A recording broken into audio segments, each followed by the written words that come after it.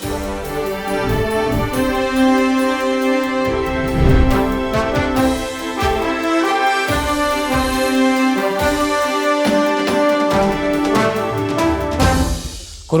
Times of Manipur, TOMTV ki Morning Talk Raising the Voice miyang tabi ba kwai punamapo ahan mamaktada taram noksari. Ngasi ifanda fongba tongan ba pause singi ahan malamay da kari karama pauna mapungay na yawbagi habado punna yang minasi ahan bada lamjingba Times. Tokai taki gadawri haibagi damak ILPP banate Ram Madhov, Prime Minister Modi, Chinjo Abegi, Manipur Kongsat akan ba irang laibana maram oiraga yaitok rehaba pausna lamjingba Times ki mapungay ba pauri Citizenship Amendment Bill President Ramnath Kovind na ayaba pikre Maitai mitai bu ST ohelnaba khongjang sangsilagani haiba wafam sisu amuk nahona na thole loinana Barak Festival na malem gi thakta langkoiba singi miyang sang chinchin naba honagadabani haiba wafam asina lamjingba Times ki mapungoi ba pawari mathangda sana lepak Nagata ba mafam singda NSF na ngasi pung taruk ki ban kaukhre Bengal da railway station mai thakre Shillong da irang leiri haiba khogi Pausisu Sanai Paki Mapungoi Bapawari, Prime Minister, Home Minister na Manipuri Kalaga ILP Pibani, Ram Madhov, Ramadona Fong Doko Wafam Sukota the Fongli, New Delhi Zantar Mantar Gumbada, Manipur da Su protest of Same Lagan have a Minister Wafam, Ahan Boina Ram Madhov the inner line farm at Pikre Wafam Asina, Sanai Paki Pau, Atopa Pau, Amadana. Minister gi masanu pisenaba multi crores kam CBI da thigalan binaba inan Home Minister da taksin kre have wafam sebi irang na Japan gi Prime Minister India khongsat yaithok kre wafam asna sanale pa ki mapung pawri mathang da irai pa Japan gi Prime Minister Shinzo Abe gi Manipur khongsat yaithok kre Modi amasung Abe gi Guwahati mifam su yaithok kre ba pawsina mapung pawri Khwairamban Kaithen Puksak Lambini Ihou Tawfam Onthokumsi Manipur da Miyang yu wakat mifam pangthongfam sengwat lagani haibo wafam asisu irei paki mapungoi ba pawari mathangda Manipur lengang na guidelines sem laga atuba da satnaba haunaba thorang tawfam thokle haibo wafam asina irei paki mapungoi ba pawari mathangda Sangai Express Chief Minister na Barak Festival hokdokre malem gi thakta pukhakadori haibo wafam asisu Sangai gi mapung ba banner headline oiri Assam gi akan be irang na thaw amasung gas ta saitheng lakadori heba paw sisu akan ba paw oina yaure atopa paw amadana sagon sen numitagi CA bisanaba hokre Japan gi Prime Minister gi India khongsa ye thokre ba pawsna Sangai Express gi mapung ba pawri mathangda naharon gi thokdang Prime Minister na Manipur Saukhat na ba honaduna leiringai CSO sing kari gi irang haugadori buno haiba BJP gi National General Secretary Ram Madhov ki wafam ko tawduna fongli Khwairamban Ima Kaithen Kanagumba Kharagi Irang Tawfam Onthokum Jaiba Minister N Biren gi wafam sisu ko tawduna fongli atopa paw amadana Varak Festival bu international amasung national gi tourist kaya gi pungning hena singsinduna pakthok changthokna ba hona seba Minister N Biren gi wafam sisu sap manana yauri atopa paw amadana Assam amsung Tripura da CAB sana halagadi masigi saitheng Manipur da su yorkane have em su wafam asina naron thodangi paw mapung yu pawri mathang da phongna pham Kaithen phambi singna BJP gi Ram Madhov okre laloba sing tholaktuna wari sabiro haiba Ram Madhov ki wafam si khoigi mapung yu paw oire atopa paw amadana Ram Madhov ta major reshuffle tawnaba taksin kare haiba Manipur gi luraba tampham asida rajniti gi khoigi minister chitoksins gi wafam asisu BJP kanggu ina taksin gi pawsu yaure ST demand gi khongjang haugodori heba ST DCM gi wafam loinana CB khongjang da Assam da siba mi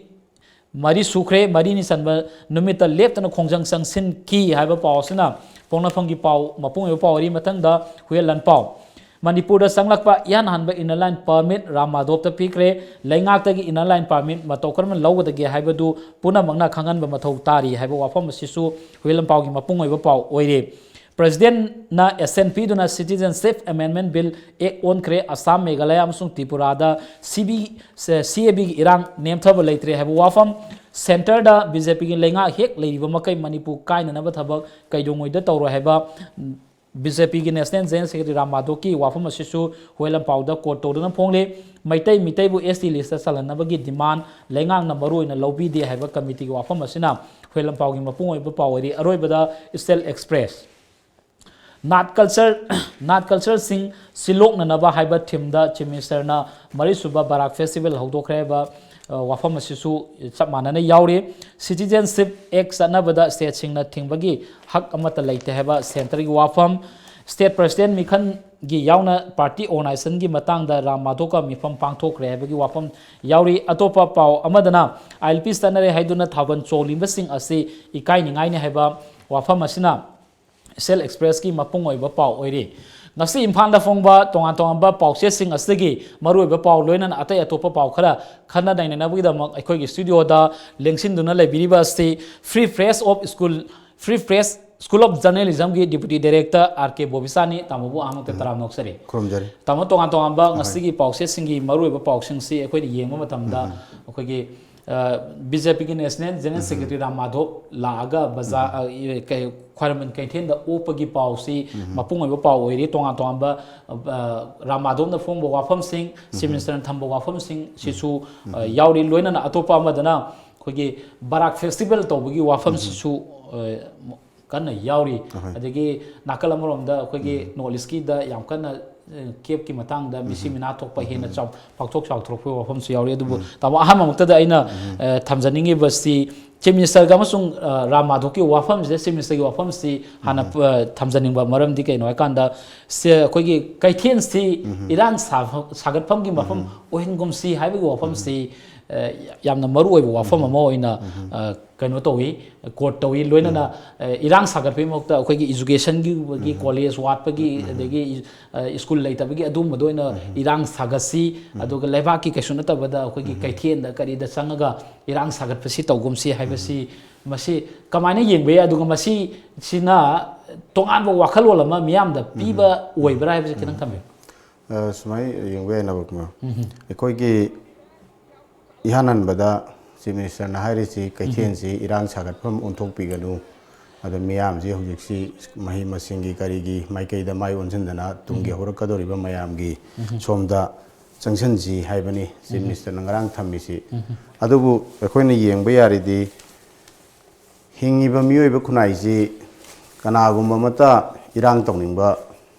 nate lebak khudingmakta malem khudingmakta society khudingmakta magi miyoibasing ase yamna nungai yaifana hingningba Iran yaudana magi nongmagi chafam thokpa chadana nungai yaifaba isai jagoi lila pala yengdana hak nungaiba magi hingnanabagi sendalambi sen tandana khotana loi tongningba ngaktani miyamdagi Iran la isi karigi nungaibasi magi leiriba society lebak khunai adugi leiriba phibam aduda nangi miyamjigi phangpham thokpa magi asidaisida phangpham thokpa haksing hak tang natabada aikoina yengba yarisi Isam na ayong tang mayam da remind tawjage di aikoina peace haise kadaida karama matamda peace haise kawgadage haiba matamda aikoigi hatna sunaba lepa kanba hatna sunaba leitaba mafamdu peace ni haibasidi aranba concept neba masigi concept se United Nations na yade UN peacekeeping force mayama United Nations ki makhada peace building ki program mayama paikhatlisida yengi badi khulai thanadaba hatnadaba misi mina thoktabado aduna teba peace haise kadaida lawgadage da aikoina Masagi basic human needs khara leiriba right nate ko needs hai tare miyoi boina hek polko matamda ekoina phangdaba yadaba leitaba yadaba pot khara leiriba karino haiba matamda hek polko matamda ekoije mi amana hek polko matamda poktingai dei ni mase magi concept torpogi siom num da leiri dagi kedoge da ekoigi survival gi pot sineba aduna ekoina mi sing ase poktingai dagi miroling dagi ekoina kyar me am lauri dana ekoina pija pithakpadagi kaidagi lauri adumai tawdana miyoi bagi keno se kaino da ihan han baje hingba hai baje survival ji khwai dagi mathau taeba survival ase basic need amaneba ade survival ji gi matung da kai lakadage da ekoigi well being jineba nungai yai phanabagi kari gi well being gi pot sida kari yaurakadage hai matamda ai gi lairik tambagi mahi tambagi thabakki ingkhangi ai gi ana layengi karigi health ki karigi si aimak well being chi ta kolakadoini masagi leibhomgi chabhomgi mayam do well being do da lakadoini adumai to na adugi matungda mu kari da kar lege da aiji hingju hinge aigi well being ji jo aiji nungai ai phana leire hairaga ju aigi identity haiba ma leire aigi identity aina hingwa matamda aiji chaba thakpa aina setningba chaba setana adagi chaningba chadana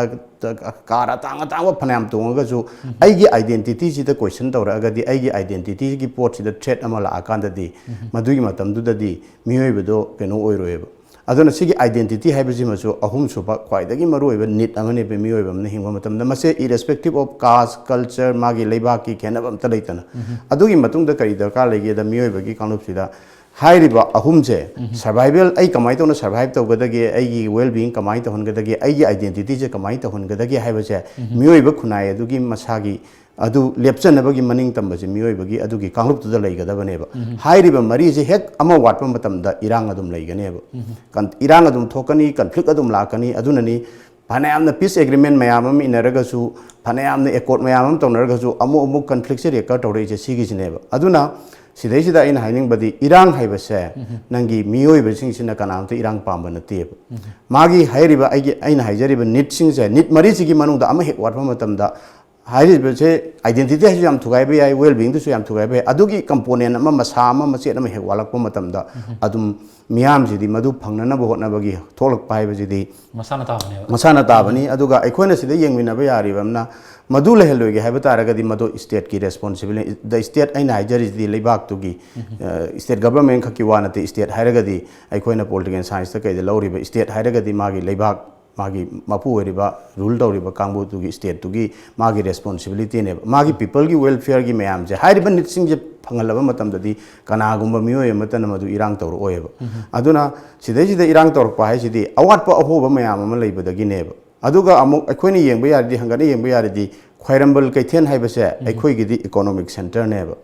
अजा सिदे सिदे कमाई तौगेदा अखोइनि इतिहास की येंबा मतमदा अखोइना British बेरतगी हौरकांदा ख्वाइरंबन कैथेन की इमा Eben हाक्तनेबा अखोइगी हक्की दमक्ता मणिपुरी खुनाई की दमक्ता मणिपुरी जाति की दमक्ता मणिपुरी फुरुप की दमक्ता लांथेंगनर इबा मयाम जे ख्वाइरंबन कैथेन की इमा Eben मयाम सिनेबा लोइनम अदुना सिददि करिगिन हाइबा मतमदा ख्वाइरंबन कैथेन सिददि कांगलुप खाइनादना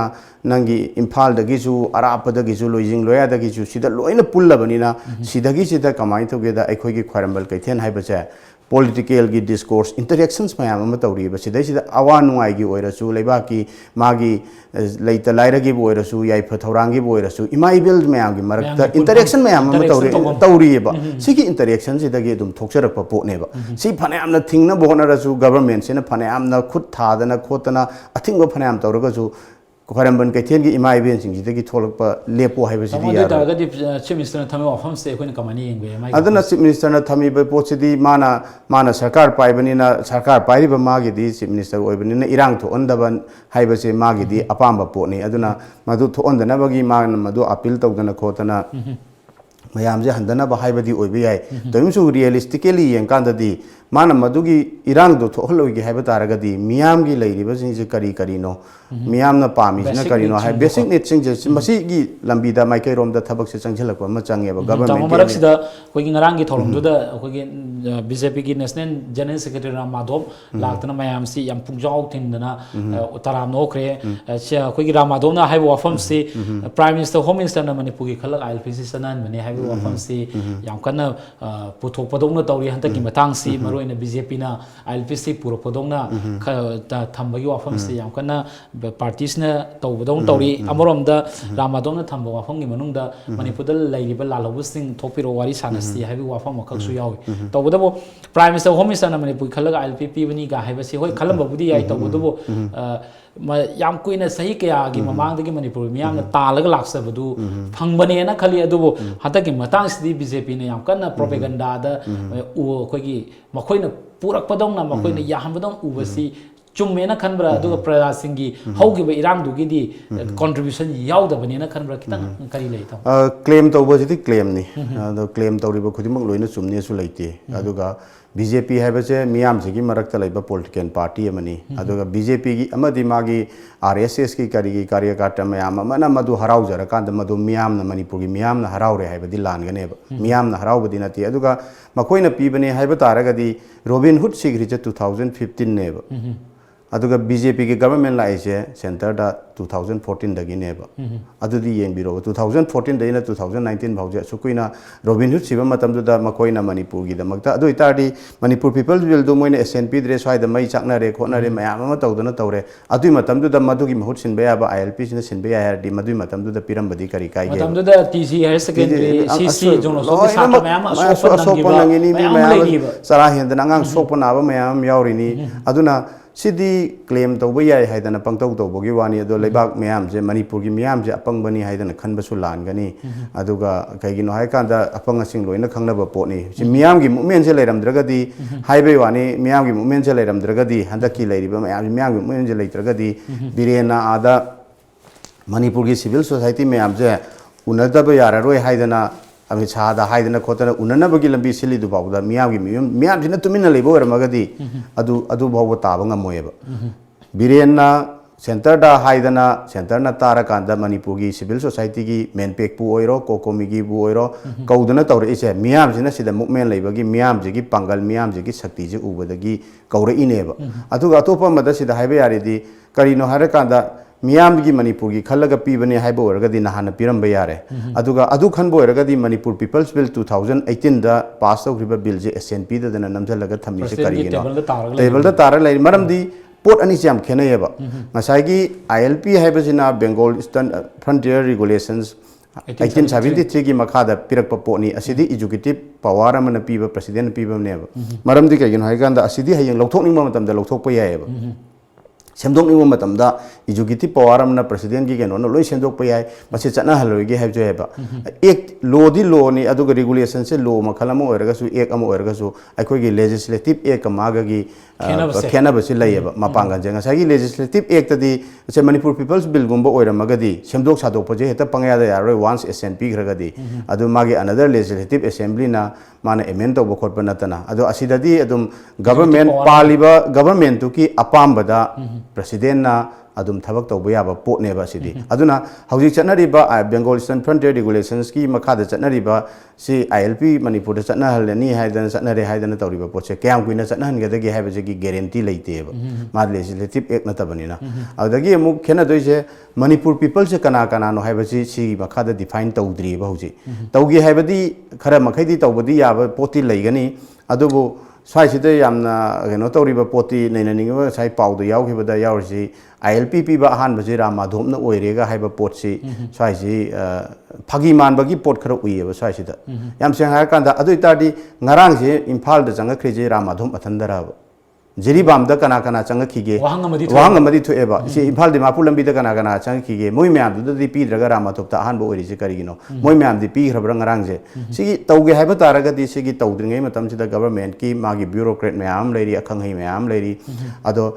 masagi Bengal Eastern Frontier Regulations se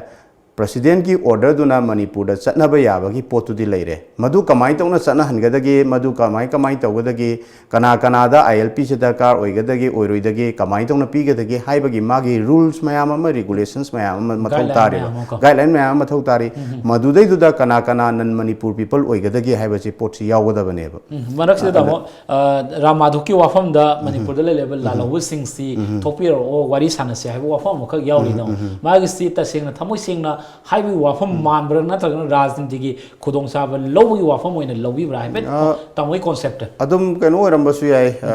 wari saraba mogidi kaino the government of India gi di wari sana ji government of India gi magi political any be there any party be there any government adum haidana lakpa poni aduga even haiba matam sida Manipur gi chief minister singsu dum haiba poni sigi line sida dum loin chatpang haktani adubu taseng na kay yamna sincerely hairagi sai Nabakumar thambiri bodu maina mana extend tawsi wari sana rase haisi ado condition nama thamakanda ngasagi pot se wari sana je hai taraga ju wari sana ba yabagi wari sana ra kanda solution je porakani haibagi thaja baje magi lal hobasing sida hana lehenba ma changi ado khudam moina chahi kun hena sanarak pa naga gi solution sida madugi thajabadudi udra kandadi karamba lal holumna madu wari sana jen thol kadoino magi mapangan solaba upai litadana surrender tawbagi mowong da laga di khangdre aduna topo wafam amani adubu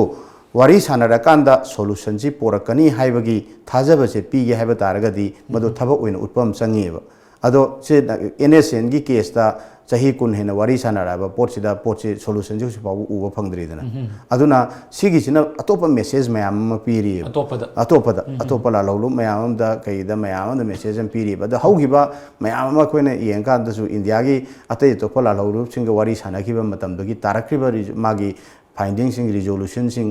magi kamai tawna tawrakibagi haibagi se khudam oina hairaje Tripura da TNB ga tawna dana mai autonomous district council di pire but Tripura gi oiba magi basic aina sa haje di da mula kane basic needs ki pot di address tawdraga di adum atopa mayama movement du di tonga tonga form da tholok pe ai ba khulai pai bu ebe khulai pai da bu ebe magi human needs ki pot se si address tawdra da di any form of magi conflict si di dum record tawrakane ba aduna Ramadhop na buoiro amana buoiro with sincerity madu thambibra haibagi achaubo question jidi wahang jidi dum thoi tamu marak sida akoge hojik si CAB gi wafam si parliament da pass tawre Rajya Sabha pass tawre SNP kre ek on gre ek olaga so se tongan tongan ba Bharat ki tongan ba state sing dai ba dai hosi yam kan irang auri Assam da hauri Tripura da hauri Shillong da curfew tami misi mina thoi sigumba achauba saitheng marak sida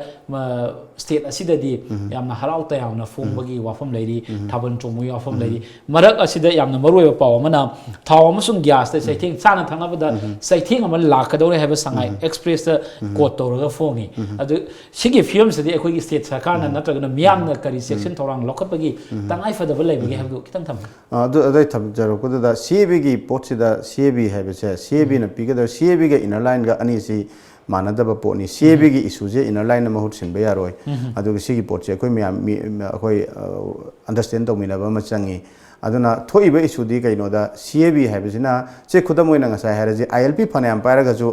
CAB se Manipur de apply tawro hare ILP sanaramni na aduda tholiba wahang di legal interpretation su lakani Manipur da already apply CAB se sigi action Manipur de apply tawro hairabani na Manipur da already hana laikhabe illegal immigrants se moi issue je kamai address tawga gi haibam thol kane asobo question ne ba moi se adum Manipur da dum le hala apply tawro hairaga di CAB je apply tawro hairaga CAB apply tawro se moi je Indian citizenship on ya doine ba apply tawro hairaga di moi je Indian citizenship on dram ne na moi je adum leidori ra moi je kanba pass piraga leidori ra natraga illegal immigrant ta sen orba foreign national sing do na deport tawgi dori bra adugi wahang mayam thoi ba aduga natraga Sigi mayam se Manipur hana already in terms of lakhs and ever ladies Sigi mayam se Manipur gi mapan da chatlura kan da CAB sanaba mafam amadagi Indian citizenship lawru doira sigi tongan tongan ba question mayam to eba aduna CAB na piriba awang nu poklam dam da piriba magi threat sidi aikoi gi ILP sanare adana threat se Assam khaki na te Tripura khaki na te ba entire north is the CAB sina achauba threat amani aikoi gi survival ni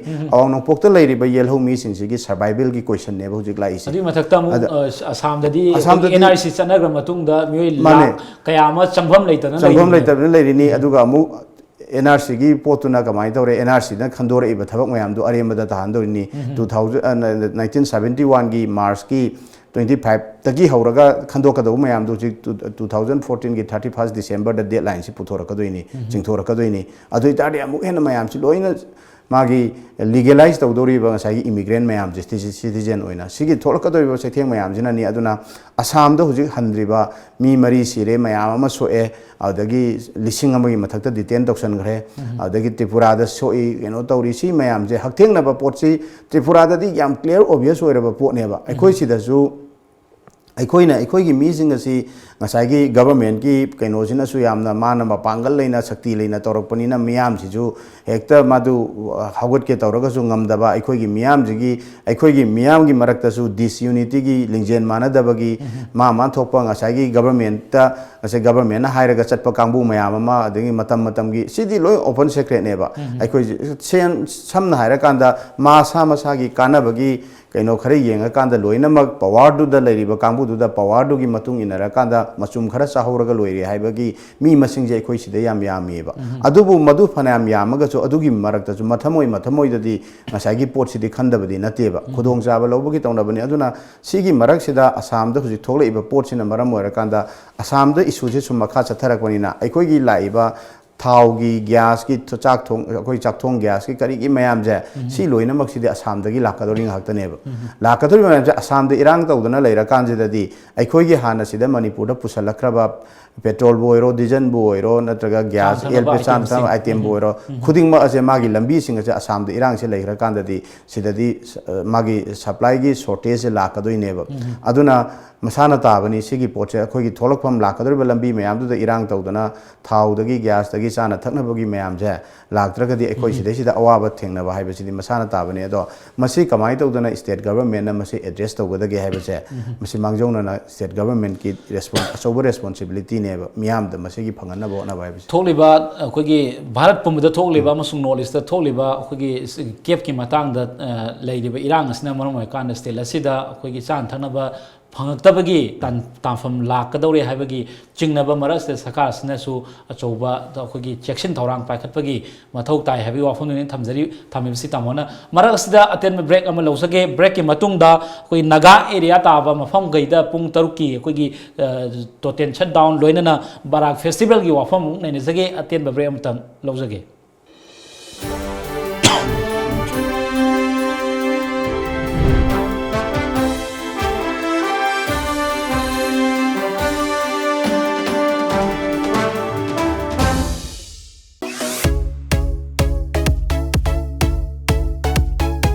Your favorite satellite channel Times of Manipur TOMTV is now on Airtel Digital TV on channel number 646.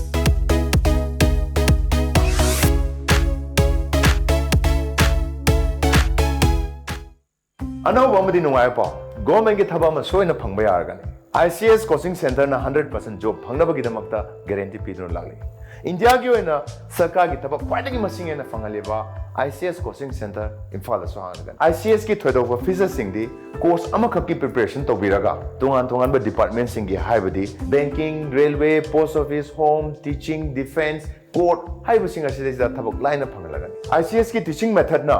minute mari nataga manga sangadaba question singbu second ahum nataga mari da solve to bangamani imphal da leriba ICS coaching center da boarding ki khudong chabu thamjari for details please contact ICS coaching center Imphal kasam thong hodam lairak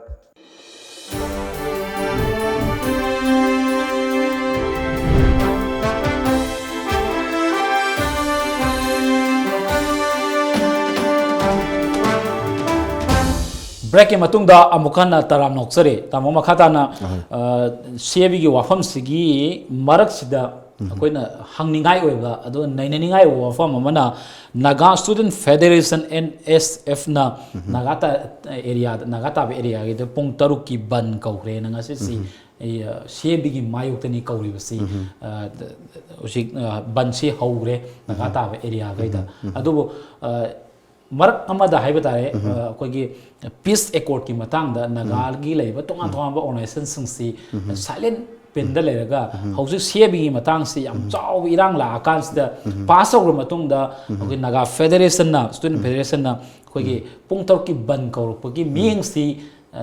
masi kamaina yengba ya aduga karino makoina pami se haibagi wafam sida tamoi waklom khartabe taseng badi kaino ni aikoina nabgomar na hoje habiri duni makoigi NSN IM ga government of India ga gi peace talk se chum chatharak pachina aroiba pankhai ama yorakadore haibagi stage da aduga makoina hanadi any kaino sing si oppose torama mayam du BJP gi government se amuka lakpa matam sida BJP government se second time lakpa sida di makoigi peace ki kaino se phangani haibagi asa sida makoi je loina mak even masiga mari leinari ni sida da highway blockade to khriba kaino to khriba mayam UN sina koramba kai ge mayam se loina mak to iba mayam se asagi they have the full confidence with the magi BJP led government sida layeba adubu sum chathara kan sida asengba masak ado India ga makoi ga wari sanariba sida asagi pami ba potu di hoju phawba da sum realize toraktabagi pot sina asi je khara thengna makeup tholokpagi mong duni nahangai di phangadra haidana yagadra kep sina makoi da di chaitheng si yauroidra haidana khandana lera makanda citizenship MMM bin se la akanda di makoi da su masi gi chaitheng si di makoi da su phangani haibagi pot se NSF ki maikai da masi NSF ki kambu da madu realize torakpaduna makoi je hojikti mase asam khaki nate Manipur gi leiba koi se valley gi area khakta da langa ga yaba pot nate haibagi pot sida Nagaland gi naga NSF je Nagaland khakta natana naga atai magi naga ne hedna claim toriba khudim ona loina mak yawa mahiroi singi loop nina maduna makoina naga area jing sida madugi protest ama makoina protest to 6 hour gi ban gi form da madu protest to torokpagi wani aduga pot sidi taseng na citizenship amendment bill duna pirakader ba chaitheng sidi loinamaki ni haibase makhoi maduda realize torokna ojikti makhoi mase protest tawba mathau tai protest tawdragadi makhoi gi abugisu punna survival gi achauba wahang du lai madugi threat tu lai haibaduda adomda makhoi mase tawhum thoktana tawra ini haidana idmaina lawje haita tama to pa madana ngrang si ani suba barak festival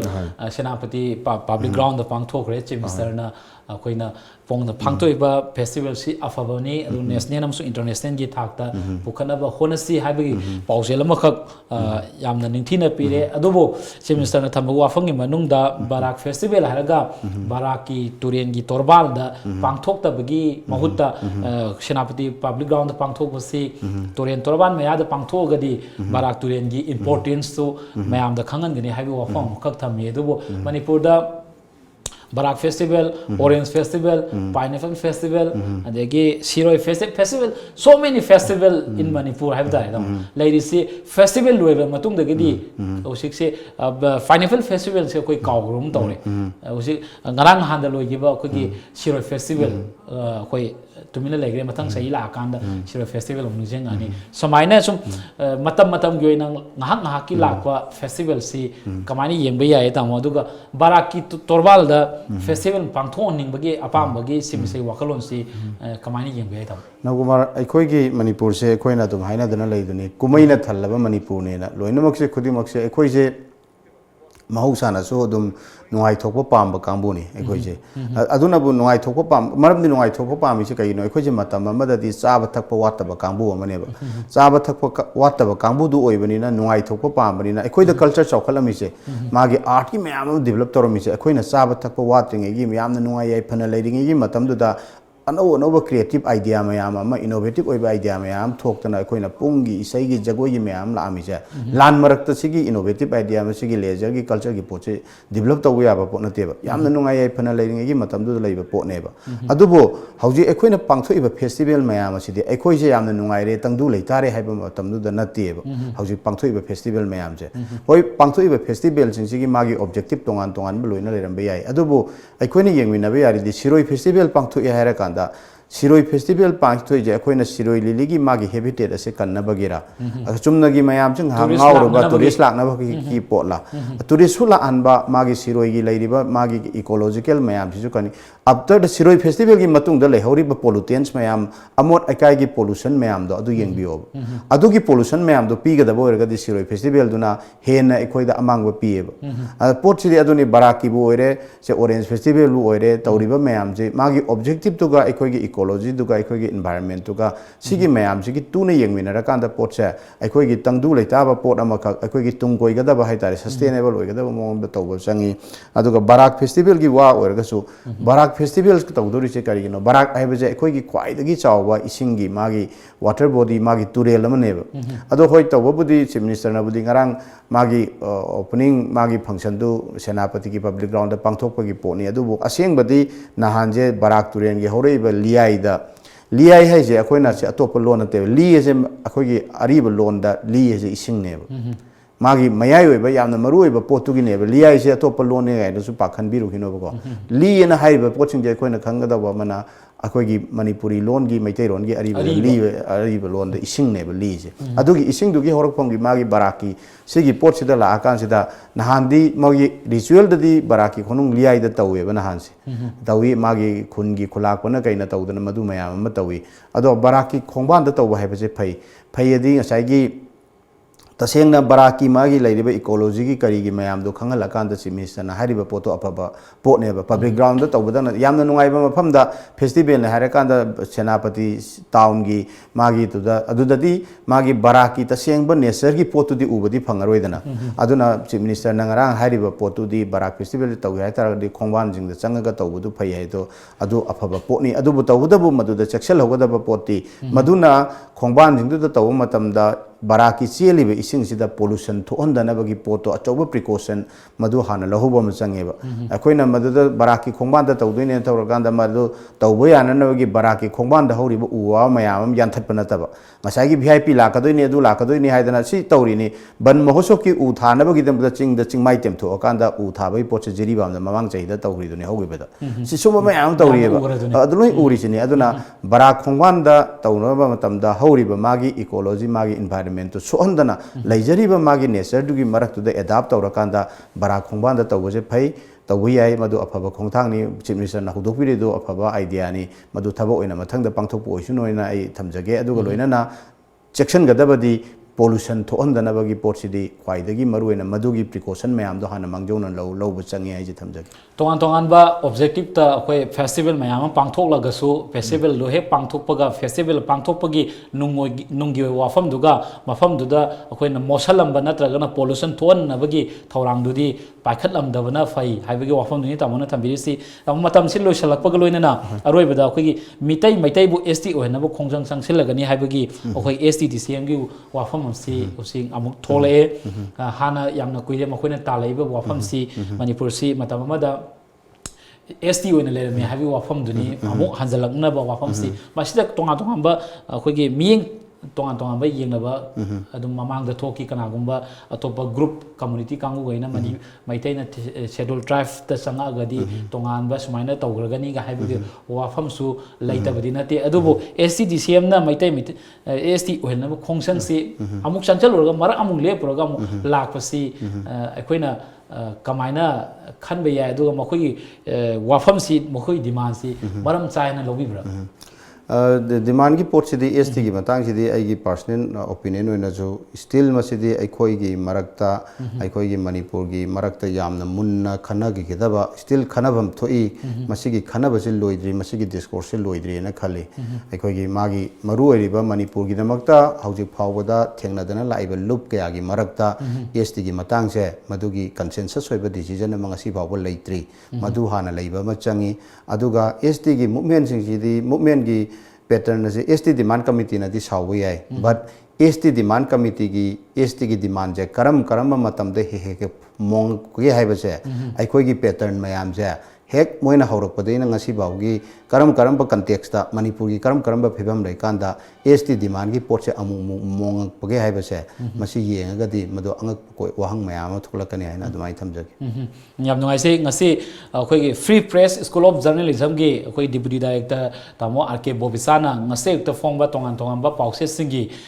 maroi ba pausing amadi atai atopa pausing kharagi matang da tamo gi wakalon phong do piramba amadi tongan ba comment kya thamira magdama tamo bo ngkhoi leitana thagat ba phong dok sari ngasi gi oina di TOMTV gi the morning talk raising the voice meng tabiri ba khwai puna makpo amukana khurumjari